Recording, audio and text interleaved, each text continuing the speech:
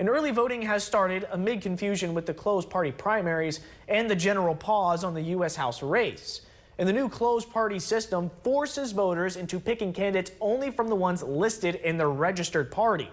Also, due to a recent Supreme Court ruling declaring Louisiana's congressional maps as unconstitutional, Governor Landry has suspended the election for the U.S. House.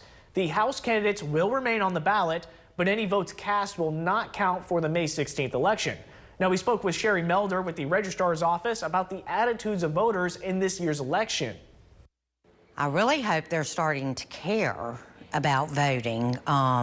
You know, some people just feel like their opinion doesn't count, and it does.